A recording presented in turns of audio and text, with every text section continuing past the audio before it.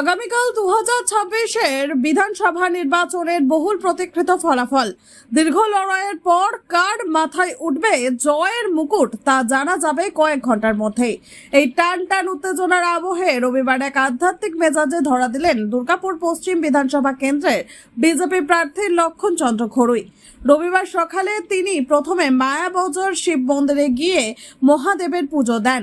সেখান থেকে তিনি সরাসরি চলে যান গোপাল মাঠ শিব শক্তি ধাম মন্দিরে। শেষে বিরিঙ্গি শ্মশানে কালী মন্দিরে নিষ্ঠার সঙ্গে পুজো ও অঞ্জলি প্রদান করেন তিনি। লক্ষণ ঘড়ুই জানান, দলের কেন্দ্রীয় নেতৃত্বের নির্দেশ মেনেই আজ বিজেপির প্রার্থীরা রাজ্যের বিভিন্ন প্রান্তে মন্দিরে মন্দিরে পুজো দিচ্ছেন। সংবাদ মাধ্যমের মুখোমুখি হয়ে তিনি আত্মবিশ্বাসের সঙ্গে বলেন, আগামীকাল বাংলায় বিজেপি সরকার প্রতিষ্ঠিত হবে। আমি ঈশ্বরের কাছে শুধু প্রার্থনা করছি যে আমরা যেন রাজ্যে প্রকৃত উন্নয়ন নিশ্চিত করতে পারি। গণনার আগে প্রার্থীর এই মন্দির সফর দুর্গাপুরের রাজনৈতিক মহলে বিশেষ তাৎপর্য বহন করছে। প্রতিষ্ঠার জন্য আজকে প্রভুর কাছে নিবেদন করতে এসেছি এবং আশীর্বাদ দিতে এসেছি, এবং সাথে সাথে গণদেবতার কাছেও আজকে ধন্যবাদ জ্ঞাপন করার জন্য মাননীয় বিধায়ক এবং আমাদের প্রত্যাশী আজকে এখানে এসেছেন, তাই উনি দু এক কথা বলবেন এবং আপনারা মন্দির শুনুন। নমস্কার। সকলে জানেন সারা পশ্চিমবঙ্গ জুড়ে দুই দফা নির্বাচন ছিল। সেই দুই দফা নির্বাচন দু একটি ছোট্ট বিক্ষিপ্ত ঘটনা ছাড়া শান্তিপূর্ণ ভোট হয়েছে।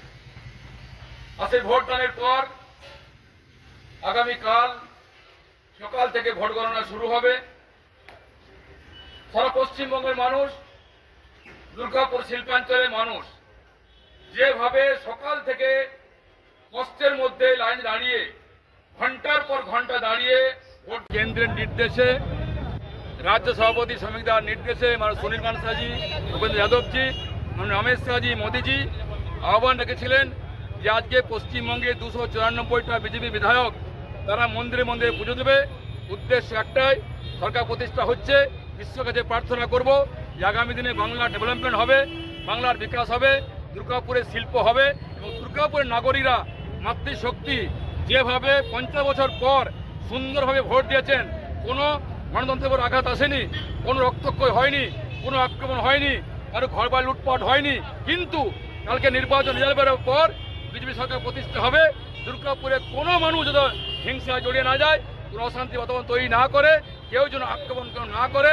পুলিশকে বললাম খবর নেওয়ার জন্য, আমরা সজাগ থাকবো যেন কোনো মায়ের কোলে খালি না হয়, রক্তপাত না হয়, হিংসা না ছড়ায়। তাই বার্তা জন্য এসেছিলাম। তাই বিজেপির পক্ষ থেকে, দুর্গাপুর বিজেপির পক্ষ থেকে সকল নেতৃত্বের উপস্থিতিতে আমরা একটা এখানে বার্তা দিয়ে গেলাম যে ভয়মুক্ত পরিবেশে ভোট হয়েছে। আগামী দিনে ভয়মুক্ত পরিবেশ বাংলায় থাকবে, বাংলায় বিশ্বকে প্রতিষ্ঠা হবে। সমস্ত গণদেবতাকে ধন্যবাদ জানার জন্য আমরা রাস্তায় ছিলাম বার্তা দেওয়ার জন্য।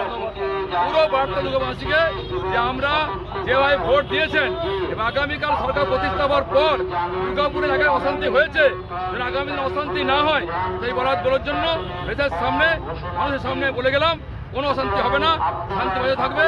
ডেভেলপমেন্টের জন্য ভোট দিয়েছেন, ডেভেলপমেন্ট হবে, উন্নয়ন হবে, বাংলা শান্তি বিরাজ করবে, মায়েরা সুরক্ষা থাকবে। সেই কারণে বার্তার জন্য রাস্তায় এনেছিলাম।